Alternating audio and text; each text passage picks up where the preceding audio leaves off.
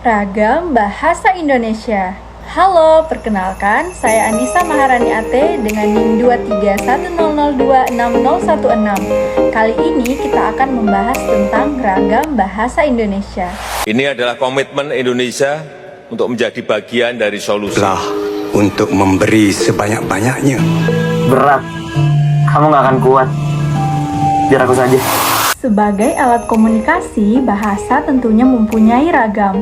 Ragam bahasa sendiri disesuaikan atas kondisi dan situasi ketika kita menggunakannya. Dalam Kamus Besar Bahasa Indonesia, ragam bahasa merupakan variasi menurut pemakaiannya, topik yang dibicarakan, hubungan antara pembicara dan teman bicara, dan medium pembicaraannya.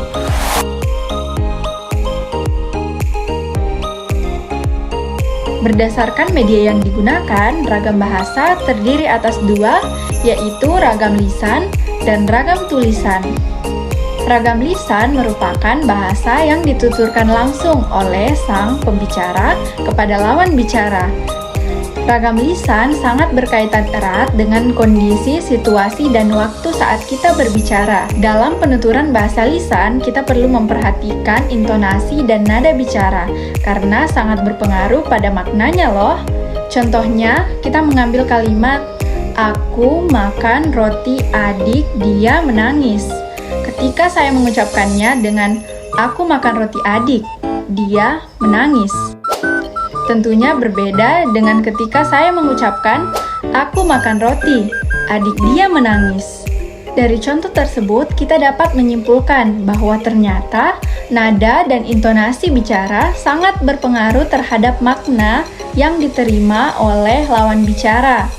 Maka dari itu, kita perlu memperhatikan intonasi dan nada bicara ketika mengucapkan bahasa secara lisan. Yang kedua adalah ragam tulisan. Ragam tulisan adalah bahasa yang dituangkan lewat media seperti buku, majalah, dan media tulis lainnya yang nantinya akan disebarluaskan untuk dibaca para pembacanya.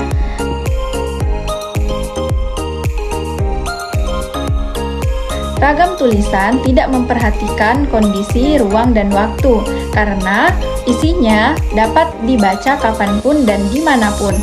Dalam tulisan perlu memperhatikan pemilihan kata, ejaan, serta penempatan tanda baca yang baik dan benar agar para pembaca dapat memahami secara detail tentang isi dari tulisan.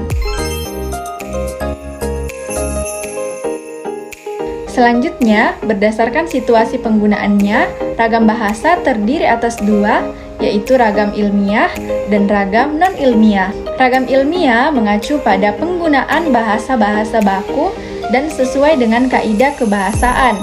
Ragam ilmiah ini biasa dipakai pada momen-momen formal seperti acara 17-an, pidato kenegaraan, serta kegiatan-kegiatan formal dari instansi tertentu. Selain itu, ragam ilmiah juga biasa digunakan pada karya-karya ilmiah seperti jurnal-jurnal, buku-buku pedoman, serta surat menyurat instansi atau surat menyurat dinas. Sedangkan ragam non-ilmiah mengacu pada penggunaan bahasa-bahasa standar dan bahasa-bahasa tidak baku yang digunakan dalam kehidupan sehari-hari. Contohnya ketika mengobrol bersama teman, berdiskusi, dan kegiatan sehari-hari lainnya. Selanjutnya yang akan kita bahas adalah laras bahasa. Laras bahasa merupakan kesesuaian antara bahasa dan pemakaiannya. Laras bahasa yang sering kita jumpai adalah laras bahasa novel, laras bahasa puisi, laras bahasa cerpen, laras bahasa komik, laras bahasa jurnal ilmiah, dan lain-lainnya. Laras bahasa antara satu dan lainnya tentunya memiliki ciri-ciri dan perbedaan. Ciri-ciri yang menjadi dasar dari perbedaan tersebut adalah penggunaan kosakata dan bentukan kata, penyusunan frasa, klausa, dan kalimat, penggunaan istilah, pembentukan paragraf, penampilan hal teknis, dan penampilan kekhasan dalam wacana. Terima kasih, sampai jumpa teman-teman.